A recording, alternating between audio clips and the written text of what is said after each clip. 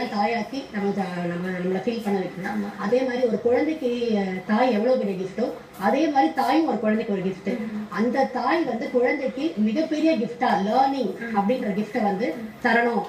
அந்த பிரெயின் ஸ்டிமுலேஷன்ன்றத வந்து ஒன்று தரணுன்ற ஒரு மெசேஜை வந்து ரேவதி சங்கர் மேடம் மூலமாக தான் எனக்கு தெரிஞ்சுது. இன்ஃபேக்ட் அனிருத் வந்து நான் வயிற்றுல 8 மாசம் கருவாக இருக்கும்போது தான் மேடமை பற்றி நான் கேட்டு மேடமை போய் பார்த்தேன். நான் அனிருத் பிறக்கிறதுக்கும் நான் மேடமை மீட் பண்ணதுக்கும் மொத்தமே 2 மாசம் இடைவெளி தான் இருந்தது.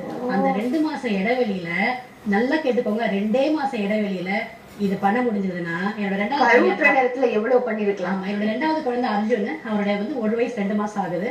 40 மேடம் சொன்ன மாதிரி கன்ஃபார்ம் ஆனோடனே ஃபர்ஸ்ட் நான் கால் பண்ண மேடம்க்கு தான். அந்த 40வது நாள்லேருந்து அந்த அர்ஜுனுக்கு வந்து அவன் பிறந்து இன்னைக்கு வந்து இப்போ வந்து ஒரு புக்கு படிக்கிற அளவுக்கு அவன் வளர்ந்துருக்கான். 1 year 2 months என்சைக்ளோபீடியா ஃபுல்லாக முடிச்சுட்டாரு அவரு. அந்த மாதிரி பிரெயினுக்கு இருக்கிற கெப்பாசிட்டி வந்து சான்ஸே இல்லை. அதை வந்து அனுபவிச்சு பார்த்துருக்கேன் நான். என்னோட ஃபர்ஸ்ட் குழந்தைக்கான ரிசல்ட்டை நான் பார்த்துட்டு என்னோட சுற்றி இருக்கிற என்னோட கசின்ஸும் சரி ரிலேட்டிவ்ஸும் சரி எல்லாரும் பிரமிச்சு போயிருக்காங்க.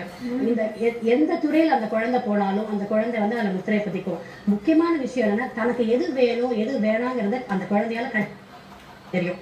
மேடம் சொல்லுவாங்க, நீ கார்ட்ஸை காமிச்சிட்டே வா விஜி, எங்கேயாவது ஏதாவது ஒரு கார்டு குழந்தை குடுகுடுன்னு உத்து பார்த்துச்சுன்னா தெரியாதுமா, அதுவே அதோட பிறவி ஞானமா கூட இருக்கலாம் அப்படின்வாங்க.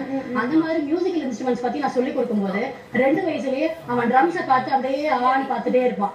3 வயசுல வீட்டுல இருக்கிற பாத்திரத்தெல்லாம் கோத்து ட்ரம்ஸ் அடிக்க ஆரம்பிச்சான். 4 வயசுல கிளாஸுக்கு போனா இப்ப 7வது வயசுல ட்ரம் சிவமணி சாரோட சேர்ந்து போன வாரம் ஒரு கின்னஸ் ரெக்கார்ட் பண்ணியிருக்காங்க. ஸோ அதாவது ஈன்ற பொழுதிலும் பெருதுவக்கும் தன் மகனை சான்றோர் என கேட்ட தாய்னு சொல்லும் போது அந்த குழந்தைங்க பெர்ஃபார்ம் பண்ணும்போது அந்த குழந்தைங்க நல்லா வரும்போது அதோட நமக்கு என்னங்க வேணும் உலகத்துல ஒரு சாயா நமக்கு வந்து தேவை வந்து அதுதான்.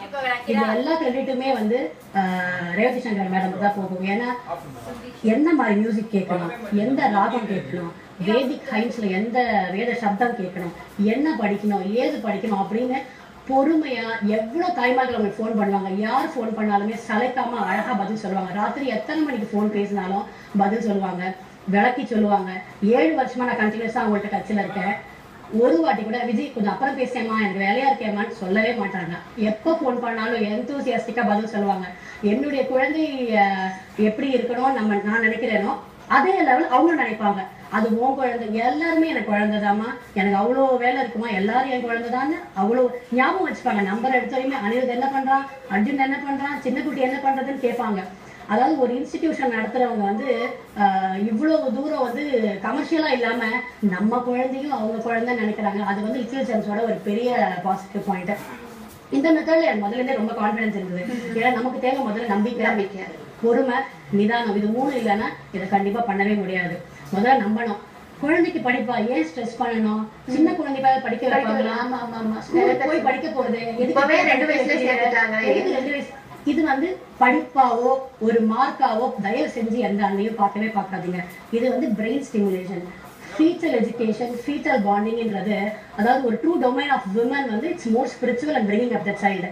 இந்த சமுதாயத்துக்கு நம்ம எந்த மாதிரி நெக்ஸ்ட் ஜெனரேஷனை கொடுக்குறோன்ற பெரிய ரெஸ்பான்சிபிலிட்டி விமன் கிட்ட தான் இருக்கு.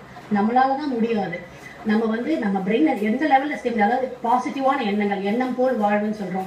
நம்ம என்ன மாதிரி எண்ணங்களை குழந்தைக்கு விதைக்கிறோமோ அதே போல் எண்ணத்துல குழந்தைகள் கண்டிப்பா வளரும். நம்ம நிறைய இடத்துல படிச்சிருக்கோம், ஒரு போட்டோ ஒரு அம்மா பார்த்துட்டே இருந்தாங்கன்னா அதே சாயல்ல குழந்தை பிறக்குமா. ஒரு பிசிக்கல் பிளேன்ல இந்த மாதிரி மெட்டீரியல் திங்ஸ் நம்மளால அச்சீவ் பண்ண முடியும் போது ஒரு சைக்கலாஜிக்கல் பிளேன்ல நம்ம எவ்வளவு தூரம் அச்சீவ் பண்ண முடியும்ன்றதை நான் கண்கூட பார்த்திருக்கேன். அனிருத் வந்து இப்ப 7 வயசா இருந்தவருக்கு 2வது செகண்ட் ஸ்டாண்டர்ட் போறாரு.